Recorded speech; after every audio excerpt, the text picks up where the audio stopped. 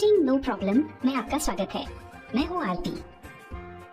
आगे बढ़ने से पहले हमारी आपसे प्रार्थना है, कृपया सोचें, आप डेटा एंट्री ऑपरेटर यानी बाबू बनना चाहते हैं या अकाउंटेंट?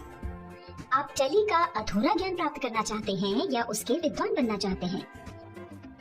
यदि आप अकाउंटेंट या विद्वान बनना चाहते हैं तो हमारा आपसे निवेदन है, इस वीडियो सीरीज की सभी वीडियोस को एक एक करके क्रमानुसार ही देखें। वीडियोस को क्रमानुसार देखने के दो तरीके हैं। पहला है हमारी वेबसाइट द्वारा और दूसरा हमारे YouTube चैनल की प्लेलिस्ट द्वारा। टैली प्राइम की इस वीडियो सीरीज के आज के अध्याय में आप जानेंगे अकाउंटिंग की परिभाषा और कुछ अन्य परिभाषाएं। इसके पहले वाली वीडियो में हमने आपको बताया था कि टैली प्राइम सिखाने के पीछे हमारा उद्देश्य क्या है और हमने टैली प्राइम सिखाने के लिए कितने लेवल्स बनाए हैं। जो लोग टैली सीखना चाहते हैं, निश्चित रूप से उन्हें मालूम है टैली एक अकाउंटिंग सॉफ्टवेयर है, पर क्या आप जानते हैं अकाउंटिंग क्या है, उसको कैसे करते हैं, उसके क्या सिद्धांत हैं, उसके क्या लाभ हैं इत्यादि। शायद कुछ लोग जानते हैं और कुछ नहीं। इसलिए हम टैली सिखाना शुरू करने से पहले प्रारंभ की कुछ वीडियोस में बहुत ही सरल तरीके से अकाउंटिंग से संबंधित कुछ बेसिक जानकारी जो हमें टैली सिखाने के लिए आवश्यक लगी, उन्हें समझाने की कोशिश कर रहे हैं। और हमारे ख्याल से टैली में काम करने के लिए ये जरूरी भी है। कहते हैं ना, फाउंडेशन यानी नींव मजबूत होती है तो बिल्डिंग भी मजबूत होती है। चलिए पहले समझ लेते हैं अकाउंटिंग क्या है। किसी व्यापार या व्यवसाय के वित्तीय यानी फाइनेंशियल लेन देन का लिपिबद्ध रिकॉर्ड रखने, उसका वर्गीकरण यानी क्लासिफिकेशन करने, सारांश प्रस्तुत करने और उसका विवरण यानी रिपोर्ट तैयार करने और उनका एनालिसिस करने की कला को ही अकाउंटिंग कहते हैं। हम इस वीडियो सीरीज में आगे बढ़ते हुए इन सभी बातों को एक एक करके समझेंगे। यहाँ पहले हम इस लेसन में उपयोग होने वाले टेक्निकल शब्दों के अर्थ समझ लेते हैं। सबसे पहले समझते हैं व्यापार यानी ट्रेड क्या है। लाभ कमाने के उद्देश्य से किया गया वस्तुओं का क्रय या विक्रय व्यापार कहलाता है। अब हम देख लेते हैं पेशा यानी प्रोफेशन क्या है। आय अर्जित करने के लिए किया गया कोई भी काम या कोई भी साधन जिसके लिए पूर्व प्रशिक्षण की आवश्यकता होती है वो पेशा कहलाता है। डॉक्टर, वकील, शिक्षक, इंजीनियर आदि द्वारा किए गए काम पेशा कहलाते हैं। अगली टर्म है व्यवसाय यानी बिजनेस। ऐसा कोई भी वैधानिक काम जो आय या लाभ प्राप्त करने के उद्देश्य से किया गया हो व्यवसाय कहलाता है। व्यवसाय एक व्यापक शब्द है जिसके अंतर्गत उत्पादन, वस्तुओं या सेवाओं का क्रय विक्रय, बैंक, बीमा, परिवहन, कंपनियां आदि आते हैं। व्यापार व पेशा भी इसी के अंतर्गत आते हैं। अब बात करते हैं ट्रांजैक्शन यानी लेन देन की। व्यवसाय में माल, मुद्रा या सेवा के पारस्परिक व्यवहार या आदान प्रदान को लेन देन कहते हैं और ये सभी मुद्रा द्वारा मापे जाते हैं। चूंकि ये मुद्रा से संबंधित है इसलिए इन्हें फाइनेंशियल ट्रांजैक्शन भी कहते हैं। इसमें मुद्रा का भुगतान तुरंत या भविष्य में हो सकता है। जब सौदे का तुरंत भुगतान किया जाता है तब वह नकद लेन देन यानी कैश ट्रांजैक्शन कहलाता है और जब भुगतान भविष्य में किया जाता है तब उसे उधार लेन देन यानी क्रेडिट ट्रांजैक्शन कहते हैं। अब समझते हैं माल यानी गुड्स किसको कहते हैं। माल उस वस्तु को कहते हैं जिसका क्रय विक्रय या व्यापार किया जाता है। माल के अंतर्गत वस्तुओं के निर्माण हेतु प्राप्त कच्ची सामग्री, अर्धनिर्मित सामग्री या तैयार वस्तुएं भी हो सकती हैं। उदाहरण के लिए वस्त्र विक्रेता द्वारा खरीदा गया कपड़ा, शक्कर मिल द्वारा खरीदा गया गन्ना व निर्मित शक्कर, फर्नीचर के व्यापारी द्वारा फर्नीचर बनाने के लिए खरीदी गई लकड़ी व तैयार फर्नीचर, अनाज के व्यापारी द्वारा खरीदा गया अनाज उन व्यापारियों के लिए माल है। अगली टर्म है क्रय यानी परचेज। पुनः विक्रय के उद्देश्य यानी बेचने के उद्देश्य से व्यापार में खरीदा गया माल क्रय या खरीदी कहलाता है। व्यापार में माल को नकद या उधार खरीदा जा सकता है जिसे कैश परचेज या क्रेडिट परचेज कहते हैं। यहाँ एक बात का ध्यान रखें, व्यापारी जिस भी वस्तु का व्यापार करता हो उसके अलावा यदि कोई अन्य वस्तुएं खरीदता है तो वो खरीदी परचेज नहीं कहलाएगी। जैसे यदि कोई कपड़ा व्यापारी व्यापार के लिए कपड़ा खरीदता है तो यह परचेज के अंतर्गत आएगा, पर यदि वो अपनी दुकान के संचालन के लिए कंप्यूटर खरीदता है तो ये परचेज के अंतर्गत नहीं आएगा, क्योंकि उसने ये कंप्यूटर अपनी दुकान को संचालित करने के लिए खरीदा है, बेचने के लिए नहीं। विक्रय यानी सेल्स। किसी भी व्यापार में कोई माल लाभ कमाने के उद्देश्य से बेचा जाता है तो ये सेल्स कहलाता है।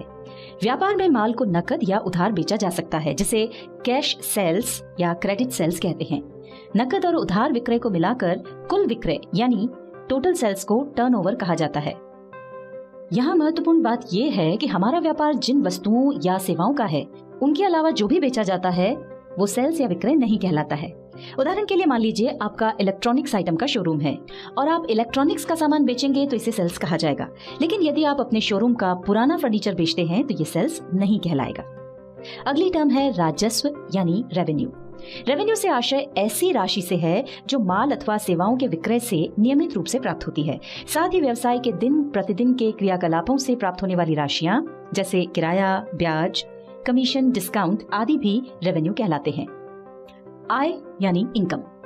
एक व्यक्ति या संगठन की आय यानी इनकम वो धन है जो वो कमाते हैं या प्राप्त करते हैं।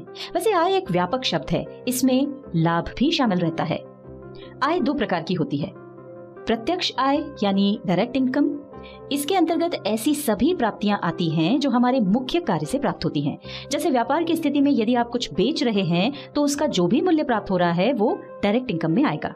मान लीजिए आपका मुख्य व्यापार कपड़े का है तो कपड़े की सेल्स से होने वाली प्राप्ति आपकी डायरेक्ट इनकम कहलाएगी। दूसरी तरह की आय होती है अप्रत्यक्ष आय यानी इनडायरेक्ट इनकम। मुख्य व्यवसाय के अलावा जो भी इनकम होती है वो अप्रत्यक्ष आय यानी इनडायरेक्ट इनकम कहलाती है। उदाहरण के तौर पर यदि आपका कपड़े का व्यापार है तो उससे प्राप्त होने वाले आय के अतिरिक्त जो भी आय होती है, जैसे आपने कुछ गोदाम किराए पर दिए हुए हैं तो उनका किराया, या फिर आपने कुछ रुपया बाजार में उधार दिया हुआ है तो उससे प्राप्त होने वाला ब्याज आपकी इनडायरेक्ट इनकम कहलाएंगे। अगली टर्म जो हम आपको समझाने जा रहे हैं वो है व्यय यानी एक्सपेंसेस। एक व्यक्ति या संगठन का व्यय यानी एक्सपेंसेस वो धन है जो हम अपने काम के दौरान कुछ करते हुए खर्च करते हैं। यह भी दो प्रकार का होता है। पहला है प्रत्यक्ष व्यय यानी डायरेक्ट एक्सपेंसेस। इसके अंतर्गत हमारे मुख्य कार्य से संबंधित जो भी सीधे खर्च होते हैं वे आते हैं। जैसे व्यापार की स्थिति में यदि आप बेचने के लिए कुछ खरीदते हैं या खरीदे हुए माल पर सीधे कोई खर्च करते हैं तो उस पर जो भी धन खर्च होता है वो प्रत्यक्ष व्यय यानी डायरेक्ट एक्सपेंसेस कहलाता है। उदाहरण के लिए आपका मुख्य व्यापार कपड़े का है तो आप जो कपड़ा खरीदते हैं उसका मूल्य, उसे अपने गोडाउन या फैक्ट्री तक लाने के लिए जो गाड़ी भाड़ा देते हैं, यदि कपड़े पर कोई एम्ब्रॉयडरी करते हैं यानी कपड़े को बेचने योग्य बनाने के लिए जो भी खर्चा करते हैं, ये सब खर्चे आपके डायरेक्ट एक्सपेंसेस माने जाएंगे। दूसरी तरह का व्यय है अप्रत्यक्ष व्यय यानी इनडायरेक्ट एक्सपेंसेस। इनका संबंध वस्तु के क्रय या उसके निर्माण से न होकर वस्तु की बिक्री या कार्यालय व्यय से संबंधित होता है। सरल शब्दों में कह सकते हैं मुख्य व्यवसाय से संबंधित जो भी सीधे खर्च होते हैं उनको छोड़कर शेष सभी खर्च इसके अंतर्गत आते हैं। जैसे व्यवसाय या व्यापार को चलाने में सहयोग करने के लिए जो भी खर्च होते हैं, जैसे ऑफिस से संबंधित कर्मचारियों की तनख्वाह, ऑफिस का बिजली बिल, स्टेशनरी खर्च, डेप्रिसिएशन इत्यादि। अगली टर्म है इंटरेस्ट यानी ब्याज। व्यापार में जब हम किसी से कर्ज लेते हैं या फिर किसी को लोन देते हैं तो उस लोन राशि के उपयोग के बदले में लोन देने वाले को एक निश्चित दर से प्रतिफल यानी कंसिडरेशन के रूप में कुछ राशि देनी पड़ती है जिसे ब्याज कहते हैं। कई बार हम किसी सप्लायर से ज्यादा दिनों की उधारी पर माल खरीदते हैं तो उस लंबी अवधि के लिए भी हमको ब्याज देना पड़ सकता है। इसके विपरीत यदि हमने किसी कस्टमर को लंबी अवधि के लिए उधार माल बेचा तो उस पर हम ब्याज ले सकते हैं। फिर है छूट यानी डिस्काउंट। व्यापारी द्वारा अपने ग्राहकों को दी जाने वाली छूट या रियायत को ही डिस्काउंट कहते हैं। जब हमें किसी से डिस्काउंट प्राप्त होता है तो उसे डिस्काउंट रिसीव्ड कहते हैं, और जब किसी को डिस्काउंट दिया जाता है तो उसे डिस्काउंट अलाउड या डिस्काउंट गिवन कहा जाता है। यह डिस्काउंट दो प्रकार का हो सकता है। पहला है व्यापारिक बट्टा यानी ट्रेड डिस्काउंट। व्यापारी माल बेचते समय ग्राहक को माल के मूल्य में कुछ राशि कम करता है या बिल की राशि में से कुछ राशि कम करता है। इस तरह की छूट को बिल में ही कम कर दिया जाता है, इसे ही ट्रेड डिस्काउंट कहते हैं। प्रायः ये छूट ग्राहकों को अधिक माल खरीदने के लिए प्रेरित करने के लिए दी जाती है। दूसरा है नकद बट्टा यानी कैश डिस्काउंट। व्यापारिक चलन के अनुसार प्रत्येक ग्राहक को एक निश्चित अवधि में भुगतान करने की सुविधा प्रदान की जाती है। अगर ग्राहक निश्चित अवधि के पहले ही भुगतान कर दे तो उसे कुछ छूट दी जाती है, जिसे कैश डिस्काउंट यानी सीडी भी कहा जाता है। प्रायः यह डिस्काउंट प्रतिशत के रूप में दिया जाता है, जैसे 2% कैश डिस्काउंट या 3% कैश डिस्काउंट इत्यादि।